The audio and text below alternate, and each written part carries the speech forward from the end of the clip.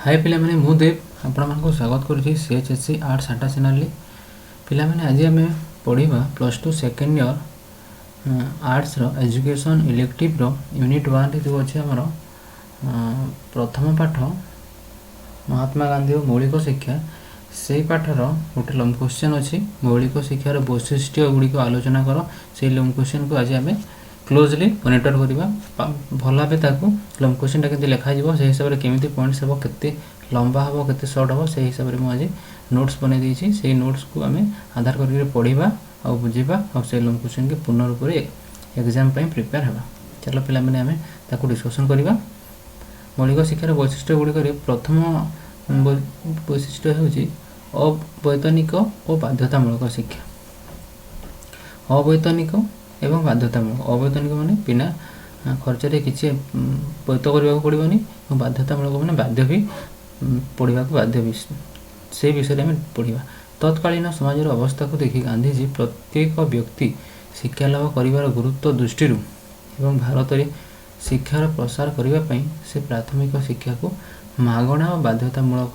करा उचित बोली मत प्रकाश करुले। कौन है से समय तत्कालीन समाज माने से 1947 मसीहा से नुआ नुआ भारत स्वाधीन होता है से समय समाज अवस्था बहुत खराब थिला। माने माने अधिकांश लोक दारिद्र्य सीमारेखा तले रोते तो एमती बहुत प्रकार चैलेंजेस थिला जे भारत को गोटे शिक्षित आड़ को अग्रसर कर मैंने बहुत प्रकार चैलेंजेस मैंने बहुत प्रकार असुविधा फेस करने को पड़ूला। तो से समय या माने बेसिक एजुकेशन बा मौलिक शिक्षार वैशिष्ट्य को ढांचाटा तैयारी करा जायतिला जे माने कम खर्च रे भी हेबो आ केमिति क्लियरली लोक मान पाखरे पहुंचा जाय परिबो। माने गरीब लोक माने ही पारंती बा धनी लोक समस्त पाखरे केमिति शिक्षाटा पहुंची परिबो ताकू देखिक महात्मा गांधी मौलिक शिक्षा आनी से यही थ्योरी आनी ताकू आज आम पढ़ुचे। तो कौन है भारत में शिक्षार प्रसार करने से प्राथमिक शिक्षा को मागणा और बाध्यतामूलक करा उचित बोली मत प्रकाश करते। कौन है से समय दारिद्र्य चरम सीमार थिला तो से समय शिक्षाटा माने बिना देय कले भल हम बोली से समय शिक्षाविद मैंने भाविले और महात्मा गांधी ताकू जोर दे कहते प्राथमिक शिक्षा को मागणा करा प्राथमिक माने प्रथम क्लास आरंभ कर फास्ट क्लास 1 आरंभ कर आमर क्लास 8 तो नुह 7th पर्यंत थी आगे 7 माने क्लास 1 रू क्लास 7 तक फ्री माने अवैतनिक बाध्यतामूलक रही से मत पोषण करते। 7 वर्ष रू 7 रू 14 वर्ष बयसर समस्त पिलांक पई अवैतनिक बाध्यतामूलक प्राथमिक शिक्षा प्रदान करा थिला मौलिक शिक्षार प्रधान वैशिष्ट्य। से 7 वर्ष गोटे सर्ट क्वेश्चन 7 रू 14 वर्ष बयस आगरू थिला हेले एबे 6 रू 14 वर्ष समस्त पिला को एबे जो आमर अच्छी जे 6 वर्ष रू 14 वर्ष पिला 6 रू 14 वर्ष पर्यंत पिला फ्री एवं एंड कंपलसरी माने अवैतनिक बाध्यतामूलक शिक्षा दिया जिवार व्यवस्था अच्छी हेले मौलिक शिक्षा 6 रू 14 वर्ष थिला। एटा तुमे यार डिफरेंसटा जानी था ये कारण ये सर्ट क्वेश्चन कन्फ्यूज करी आउ जानी भी हुई परीक्षा रे भूल करी पिला माने पळै आसंती। तापर देखिबा प्रथम 4 वर्षर शिक्षा को निम्न मौलिक शिक्षा जो आमर 7 वर्ष रहला प्रथम 4 वर्ष को कहला उच्च मौलिक शिक्षा एवं सॉरी प्रथम 4 वर्ष को निम्न मौलिक शिक्षा कहला एवं शेष 3 वर्षर शिक्षा को उच्च मौलिक शिक्षा भाव में विचार करा जाउथला। तो आम एमती प्रथम पॉइंट देखिले अवैतनिक और बाध्यतामूलक शिक्षा को पुणी देखिए द्वितीय पॉइंट कौन अच्छे धंदा केन्द्रिक शिक्षा। शिक्षा केमती होगा कथा धंदा केन्द्रिक माने शिक्षा भी अर्जन कर धंदा भी से शिखि से प्रकार शिक्षा को से जो कारण ये समय एत स्कोप नाला पाठ पढ़ी सारा पर ही जड़े कम लगे जॉब हो तार एंगेजमेंट हो कौटे चाकरी होमती व्यवस्था नाला से माने धंदा भी शिखिब एवं पाठ भी पढ़ो से हिसाब से कौलिक व्यवसाय को आधार करी माने पाठ भी दि जाऊला। से समय मौलिक शिक्षा से स्थान पाई छात्र छात्री माने विभिन्न हस्तकर्म और कुटीर शिल्प विषय ज्ञान अर्जन करी ଭବିଷ୍ୟତରେ କିପରି ଆତ୍ମନିର୍ଭରଶୀଳ ହୋଇପାରିବେ ସେ ଦିଗରେ ଗାନ୍ଧୀଜୀ ଅଧିକ ଧ୍ୟାନ ଦେଉଥିଲେ। କ'ଣ ହେଇଛି, ଯେଉଁ ମୌଳିକ ଶିକ୍ଷାର ଯେଉଁ ମାନେ କ'ଣ ରହିବ, ସବଜେକ୍ଟ କ'ଣ, ସେ ଭିତରେ କରିକୁଲମ୍ ରହିବ, ସେ ସବୁକୁ ଯେତେବେଳେ ମାନେ ବିଚାର କରାଗଲା ସେହି ସମୟରେ ହସ୍ତକର୍ମ ଏବଂ କୁଟୀର ଶିଳ୍ପ ବିଷୟରେ ବେଶୀ ଜୋର ଦିଆଯାଇଥିଲା। ତ କ'ଣ ହେଇଛି, ହସ୍ତକର୍ମ କୁଟୀର ଶିଳ୍ପ ଯଦି ଠିକ୍ ରହିବ ତାହେଲେ ସମସ୍ତଙ୍କ ପାଖରେ ମାନେ ରୋଜଗାରକ୍ଷମ ହେଇପାରିବେ ସମସ୍ତେ। ତ ତାକୁ ମାନେ ଜୋର ଦେଇକି ଏଇଟା କରାଯାଇଥିଲା, ଜଣେ ଆତ୍ମନିର୍ଭରଶୀଳ ବି ହେଇପାରିବ। ଆଉ ସେଥିପାଇଁ ଗାନ୍ଧୀଜୀ ତାଙ୍କୁ ମାନେ ଧ୍ୟାନ ଦେଇଥିଲେ। ତେଣୁ ମୌଳିକ ଶିକ୍ଷାରେ ବୃତ୍ତିଭିତ୍ତିକ ଶିକ୍ଷା ବାଧ୍ୟତାମୂଳକ ହେବା ସହିତ କୁଟୀର ଶିଳ୍ପ ବା ଧନ୍ଦା ଉକ୍ତ ଶିକ୍ଷା ବ୍ୟବସ୍ଥାର କେନ୍ଦ୍ରବିନ୍ଦୁ ଥିଲା। ତ କ'ଣ ହେଇଛି, ମୌଳିକ ଶିକ୍ଷାରେ ବୃତ୍ତିଭିତ୍ତିକ ଶିକ୍ଷା ବାଧ୍ୟତାମୂଳକ ଥିଲା। ବୃତ୍ତି ମାନେ କାମ ବି କରିବ, ବୃତ୍ତିଭିତ୍ତିକ ଶିକ୍ଷା ଦିଆଯିବ, ଆଉ ସେଇଟା ବାଧ୍ୟତାମୂଳକ ଥିଲା। ବୃତ୍ତିଭିତ୍ତିକ ମାନେ ଶିକ୍ଷା ବି କହିପାରିବ, ଶିଳ୍ପ ବା ଧନ୍ଦା କେନ୍ଦ୍ରିକ ଶିକ୍ଷା ବି କୁହାଯାଇପାରିବ। ତାପରେ ବ୍ୟକ୍ତିର ସାମାଜିକ ପରିବେଶ ଓ ମନୋଭାବ, ସମାଜର ଆବଶ୍ୟକତା ଓ ଉପଯୋଗିତାକୁ ଆଧାର କରି ନିର୍ଦ୍ଦିଷ୍ଟ ବୃତ୍ତି ବା ଧନ୍ଦା ନିର୍ବାଚନ କରାଯାଉଥିଲା। କ'ଣ ହେଇଛି, ତାପରେ ବ୍ୟକ୍ତିର ସାମାଜିକ ପରିବେଶ ଆଉ ମନୋଭାବ, ସମାଜର ଆବଶ୍ୟକତାକୁ ବା ଉପଯୋଗିତାକୁ ଆଧାର କରିକିରି ବ୍ୟକ୍ତିର ସାମାଜିକ ପରିବେଶ ମନୋଭାବକୁ ନିର୍ଦ୍ଦିଷ୍ଟ ଭାବରେ ବୃତ୍ତି ବା ଧନ୍ଦା ନିର୍ବାଚନ ସେହି ହିସାବରେ ଧନ୍ଦା ନିର୍ବାଚନ କରାଯାଉଥିଲା। ମାନେ ସମାଜର ଯେଉଁ ଆମ ସାମାଜିକ ପରିବେଶ ସେହି ସମୟରେ କ'ଣ ଥିଲା, ତ ସମାଜର ମନୋଭାବ କ'ଣ ଥିଲା, ତାକୁ ଆଧାର କରିକିରି ବୃତ୍ତି ସେହି ହିସାବରେ ଦିଆଯିବ ବା ଧନ୍ଦା ସେହି ହିସାବରେ ନିର୍ବାଚନ କରିବା ପାଇଁ ପିଲାମାନଙ୍କୁ କୁହାଯାଉଥିଲା। କାଠ କାମ, କୃଷି କାମ, ସୂତା କଟା, ଲୁଗା ବୁଣା ଆଦି ଧନ୍ଦା ଗୁଡ଼ିକ ମଧ୍ୟରୁ ଶିଶୁକୁ ଏକ ବା ଏକାଧିକ ଧନ୍ଦା ନିର୍ଣ୍ଣୟ କରି ଶିକ୍ଷା ଗ୍ରହଣ କରିବାକୁ ପଡ଼ୁଥିଲା। ମାନେ ସେ ପଢ଼ୁଥିଲା, ପଢ଼ିବା ସଙ୍ଗେ ସଙ୍ଗେ ବିଭିନ୍ନ ପ୍ରକାର କାଠ କାମ, କୃଷି କାମ, ଏଇଟା ମାନେ କହିପାରିବ ମାନେ ପ୍ରାକ୍ଟିକାଲ ଓରିଏଣ୍ଟେଡ଼ ଏଜୁକେସନ୍ ବି କହିପାରିବ। ତ ଏଇ କାମ ସେ ପଢ଼ୁଥିଲା ଆଉ ନିଜେ ହିଁ ସେଇ କାମ କରୁଥିଲା। କୃଷି କାମ ହେଲା, କାଠ କାମ, ୟାକୁ ନିଜେ ନିଜେ କରି କରି ଶିଖୁଥିଲା। ତ ପ୍ରାକ୍ଟିକାଲ ଓରିଏଣ୍ଟେଡ଼ ମଧ୍ୟ ଥିଲା ବୋଲି ତୁମେ କହିପାରିବ। ତାପରେ କ'ଣ ହେଇଛି, ଏହାଦ୍ୱାରା ସମାଜରେ ଧନୀ ଗରିବ ମାନେ ଧନ୍ଦା କେନ୍ଦ୍ରିକ ଶିକ୍ଷା ଆସିବା ଦ୍ୱାରା କ'ଣ ହେଇଛି, ଧନୀ ଗରିବ, ବୁଦ୍ଧିଜୀବୀ, କର୍ମଜୀବୀ ଏମାନେ ସମସ୍ତଙ୍କ ମଧ୍ୟରେ ଗୋଟେ ବ୍ୟବଧାନ ସଙ୍କୁଚିତ ହୋଇଯାଇଛି। ଯେଉଁ ଆମର ଡିଫରେନ୍ସ ଗ୍ୟାପ୍ ଥିଲା, ମାନେ ଧନୀ ଜଣେ ରହୁଛି, ଗରିବ ଜଣେ ରହୁଛି, ବୁଦ୍ଧିଜୀବୀ ଜଣେ ରହୁଛି, କର୍ମଜୀବୀ, ଏମାନଙ୍କ ଭିତରେ ଯେଉଁ ତାରତମ୍ୟ ଥିଲା, ଡିଫରେନ୍ସ ଥିଲା, ସେ ଡିଫରେନ୍ସଟା ଏଇ ଧନ୍ଦା କେନ୍ଦ୍ରିକ ଶିକ୍ଷା ଆସିବା ଦ୍ୱାରା କ୍ଲୋଜନେସ୍ ପଳେଇ ଆସିଛି। ସମସ୍ତେ ମାନେ ଆଉ ଗ୍ୟାପ୍ଟା ରହିପାରିନି, ଡିଫରେନ୍ସଟା ରହିପାରୁନି। ତ ଏଇଟା ଗୋଟେ ବଡ଼ ମାନେ ପ୍ଲସ୍ ପଏଣ୍ଟ ବି କହିପାରିବା ଆମେ ଧନ୍ଦା କେନ୍ଦ୍ରିକ ଶିକ୍ଷାର। 2 ନମ୍ବର ପଏଣ୍ଟ ଗଲା ଯେ ଧନ୍ଦା କେନ୍ଦ୍ରିକ ଶିକ୍ଷା। ତାପରେ ଦେଖିବା ଶିଶୁ କେନ୍ଦ୍ରିକ ଶିକ୍ଷା କ'ଣ। ବିଶିଷ୍ଟ ଶିକ୍ଷାବିତ ରୁସୋ, ଟାଗୋର, ରୁସୋ ମାନେ ଏଇଟା ଜିନ୍ ଜ୍ୟାକ୍ ରୁସୋ, ମାନେ ଏଇଟା ତୁମେ ଯେତେବେଳେ ତୁମର ଫାର୍ଷ୍ଟ ୟୁନିଟ୍ର ଶେଷ ପାଠ ପଢ଼ିବ, ଜିନ୍ ଜ୍ୟାକ୍ ରୁସୋ, ଏଇ ରୁସୋଙ୍କ ବିଷୟରେ ପିଲାମାନେ ତୁମେ ପଢ଼ିବ। ୟାଙ୍କର ଗୋଟେ ଫିଲୋସଫି ଅଛି, ମାନେ ନ୍ୟାଚୁରାଲିଜିମ୍ ସେ ଥିଲେ ରୁସୋ। ଟାଗୋର ମାନେ ଟାଗୋର ବି ନ୍ୟାଚୁରାଲିଜିମ୍ ଥିଲେ। ତ ସେଇ ହିସାବରେ ଆମେ ତାଙ୍କୁ ପଢ଼ିବା ପରେ, ଟାଗୋର ତ ଏଥର ସିଲାବସ୍ରେ ନାହିଁ, ତ ରୁସୋ ବିଷୟରେ ତୁମେ ପଢ଼ିବ ଲାଷ୍ଟ ପାଠ। ତାପରେ ଜନ୍ ଡୁଇଙ୍କ, ଏମାନଙ୍କ ଭଳି ଗାନ୍ଧୀଜୀ ମୌଳିକ ଶିକ୍ଷା ମଧ୍ୟ ଶିଶୁ କେନ୍ଦ୍ରିକ ଶିକ୍ଷାର ଗୁଣ ବା ବୈଶିଷ୍ଟ୍ୟକୁ ପ୍ରତିଫଳିତ କରୁଥିଲେ। ମାନେ ରୁସୋ, ଟାଗୋର ଆଉ ଜନ୍ ଡୁଇ ଯେଉଁଭଳି ମାନେ ତାଙ୍କର ଶିକ୍ଷାଟା ହେବା କଥା ବୋଲି କହୁଥିଲେ, ଠିକ୍ ସେହିପରି ଗାନ୍ଧୀଜୀଙ୍କ ମୌଳିକ ଶିକ୍ଷା ମଧ୍ୟ ତାଙ୍କ ହିସାବରେ ହେଇଥିଲା। କ'ଣ ହେଇଛି, କେନ୍ଦ୍ରିକ ଶିକ୍ଷାର ଗୁଣ ବୈଶିଷ୍ଟ୍ୟକୁ ପ୍ରତିଫଳିତ, ମାନେ ତାଙ୍କ ଭଳିଆ ଶିଶୁ କେନ୍ଦ୍ରିକ ଶିକ୍ଷା ଯେଉଁ ସେମାନେ ଯେଉଁ ମାନେ ତାଙ୍କର ଅବଦାନ ଥିଲା, ରୁସୋଙ୍କର ଅବଦାନ ତ ହେଲା ଆମର ନାସ୍ତିବାଦୀ ଶିକ୍ଷା, ଟାଗୋରଙ୍କର ଅବଦାନ ହେଲା ଆମର ସେ ବି ମାନେ ହାଇ କ୍ଲାସ୍ର ଗୋଟେ ଥିଙ୍କର ଥିଲେ ବା ଫିଲୋସଫର। ସେ ବି ତାଙ୍କର ଅବଦାନ ଭାରତ ଶିକ୍ଷା ପ୍ରତି ହେତୁକ ମାନେ ବହୁତ, ଆମେ ତାଙ୍କୁ ଗଣନା ବି କରିପାରିବାନି, ତାଙ୍କର ବହୁତ ଅଛି। ତ ଜନ୍ ଡୁଇ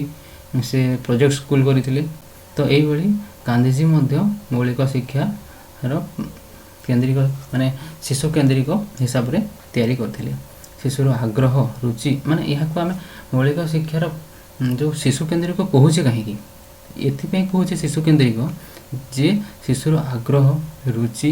ଆବଶ୍ୟକତା, ଶକ୍ତି, ସାମର୍ଥ୍ୟ ଆଦି ଆଧାରରେ मौलिक शिक्षार पाठ्यक्रम सह पाठ्यक्रम शिक्षादान पद्धति आदि निर्धारण करा जाउथला। कौन है देख जो आम जब गोटे शिशु को पढ़ाऊे आम ज्ञान तार बढ़ाई आम कौन से टीचिंग दौचे कि आम फैसिलिटेट करुचे ना ताको गाइडेंस करुचे जहाँ भी करुचे आम जदि तार आग्रह तार रुचि तार आवश्यकता एवं तार शक्ति सामर्थ्य को आखि आगे रखी तापाई केमिति पाठ्यक्रम हम केमिति सह पाठ्यक्रम हम शिक्षादान पद्धति केते फ्लेक्सिबल हम से माने फ्लेक्सिबल माने केते निरंतर रही पारिबो माने असुविधा समय रे जदि आम गोटे माने यूज करूचे कौन से गोटे पद्धति आ से पद्धति रे देखा जाउची पिलारो माने इम्प्रूवमेंट होनी तुरंत आम से पद्धति को से शिक्षादान पद्धति को परिवर्तन करी नवा हिसाब रे आम ताको पुणी शिक्षादान पद्धति ताको लगेगी ताकर आम क्लिष्टता दूर करि पारिबो। तो यही हिसाब रे से सेतिपई कहछन जे शिशु केंद्रिक शिक्षा हेबा कथा बोली कहितिले। 4 नंबर कौन आत्मनिर्भरशील शिक्षा कौन आत्मनिर्भरशील निज हिसाब रे निजे कहा ऊपर माने निर्भर न करबा हला आत्मनिर्भरशील। आत्मनिर्भरशीलता दुईटी उद्देश्य रे व्यवहार करा जाउथिला। प्रथमतः यह व्यक्ति को रोजगारक्षम कराई आत्मनिर्भरशील कराइबारे सहायक होउथिला। द्वितीयतः यह शिक्षा व्यवस्था सरकार कौन साहाय्य को अपेक्षा न करी निजस्व आवश्यकता पूर्ण करने पर सहायक होउथिला। कौन आत्मनिर्भरशील दुईटी उद्देश्य या व्यवहार करा से समय लागू करा प्रथमटा है यह व्यक्ति को रोजगारक्षम कारण पढ़ी सारा पर जितेबाला माने तार पाठ्यक्रम सरीब बा तार शिक्षा समाप्त हो तापर किसी रोजगार तो दरकार नहले असुविधा हो तो रोजगार क्षम कराइबापी से माने रोजगार क्षम केमती हे जदि ठीक हिसाब से से ज्ञान अर्जन करी तेबे से निज गोड़े निजे ठिया ही आत्मनिर्भरशील हो माने कहा ऊपर डिपेंड न करी निजे निजे से माने तार माने आत्मनिर्भरशील हो चली पारिबो। आ द्वितीयटी है शिक्षा व्यवस्था सरकार कौन साहाय्य को माने सरकार साहाय्य को अपेक्षा न करी निजस्व आवश्यकता पूर्ण करने सहायक होता। तो 2 नंबरटा जो कही माने कहा ऊपर डिपेंड न करी निज हिसाब रे निजे जहाँ शिक्षा अर्जन करे से शिक्षा को आधार करी निजर माने पेट पोषा भाया वृत्तिटे करि परिबा से माने ये 2टा उद्देश्य रे माने हमर मौलिक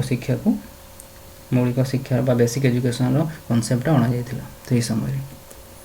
आ एटा केते कांश रे सफल भी हेतिला परे परे यार विफलता मध्य आसी जे कोन कोन विफलता मु आ गोटे वीडियो रे तयारी करबी जे कौन पाई एटा विफलित हला बा यार रिजेक्ट कौन पाई हला से बहुत प्रकार तार अच्छी कारण माने कारण एटा बेसिकली क्राफ्ट माने बेसिकली प्रैक्टिकली बेसी ये दिया जायतिला ध्यान दिया जाउतिला। तो सेति पई एटा केते कांश रे रिजेक्ट भी तो आ गोटे वीडियो करबा तार। अच्छा 5 नंबर पॉइंट देखिबा जे मातृभाषा माध्यम रे शिक्षा कौन मौलिक शिक्षा रे मातृभाषा माध्यम रे शिक्षा जो दिया जाउछि तार अर्थटा कौन देखिबा। मातृभाषा माध्यम रे शिक्षादान करा जिबा द्वारा व्यक्तिर भावर आदान प्रदान और आत्मप्रकाश सहज हो उभय शिक्षक और शिक्षार्थी सहजरे भावर आदान प्रदान करि परंती एवं शिक्षार्थीर शीघ्र बोधगम्य हो। देख पिला माने मातृभाषा माध्यम रे जदि आमे शिक्षा जो आम क्लास रे आमे क्लास करूची सेठी जदि आमे मातृभाषा माध्यम रे शिक्षादान करिबा तो कौन हम तुम निजे आके भाव जे मनर भाव जो शिक्षार्थी माने अछंती बा पिला माने बा स्टूडेंट्स माने अछंती तांकर मन रे जहा भावुछंती टीचर तो पढ़े देबे पढ़ी सारा पर पिला कौन बुझिला न बुझिला सेटा पिला जो तार असुविधा माने रोची माने तार प्रॉब्लम जहा रोची पाठ प्र से चैप्टर प्र तो ताको से रिप्रेजेंट केमती कर टीचर पाखरे जदि तार मातृभाषा माध्यम रे जदि आमे शिक्षादान करुथिबा ताहेले कौन हो सहजरे माने तार मनर भाव को प्रकाश करि पारिबो शिक्षक पाखरे।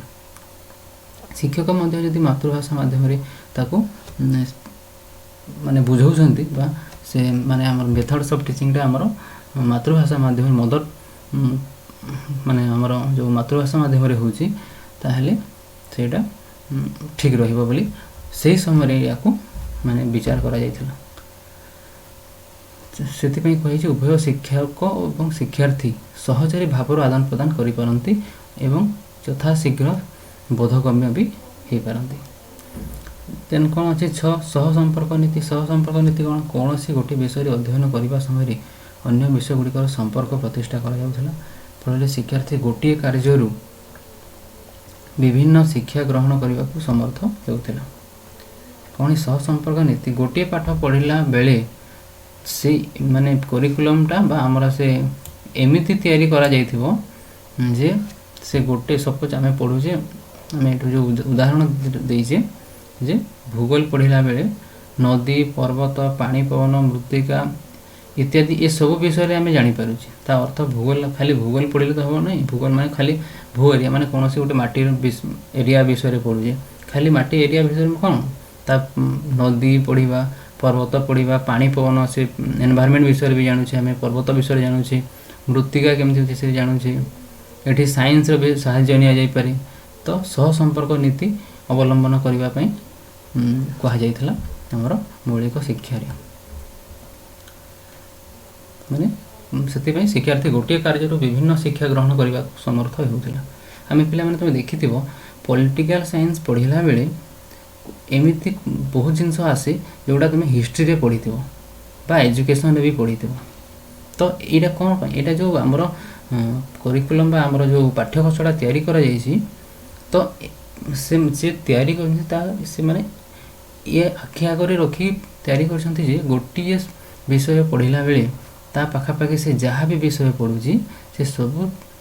विषय माने सब थे संपर्क थी सह संपर्क थी एबे भी मध्य एटा हमर तैयारी करा जाउची तापर अहिंसा भित्तिक शिक्षा शिशुर कार्यकलाप और नीति आदर्श को अहिंसा मार्ग रे परिचालित करी आत्मसंयमता आत्मशृंखला सामाजिक श्रृंखला आदि सृष्टि करने शिक्षार अन्यतम लक्ष्य थिला मौलिक शिक्षार आउ कौन लक्ष्य थिला अहिंसा भित्तिक शिक्षा अहिंसा भित्तिक माने अहिंसा न हिंसा अहिंसा न हिंसा माने आमे हिंसा परायण हवा नहीं गांधीजी कहते जे अहिंसा परम धर्म बोली सब कहते तो से ताको एट्री जस्टिफाई करा जाइछि शिशुर कार्यकलाप और नीति आदर्श को अहिंसा मार्ग रे परिचालित करिया पई एट्रे जोर दिया जाइछि केमति रहबो आत्मसंयमता तार रहबो आत्मशृंखला रहबो सामाजिक श्रृंखला से रहबो ए सब जदि रहबो ताहेले अहिंसा भित्तिक शिक्षा ता मन रे जागृत होबो आ से माने हिंसा प्रति सहजरे तार मन बाहरिबो नहीं तापर कोन आदर्श नागरिकता एटा निहाती दरकार आदर्श नागरिकता कोन देखो पिला माने मौलिक शिक्षा माध्यम शिशु मानू देश प्रीति एटा सरी भूल है देश प्रीति हेबो देश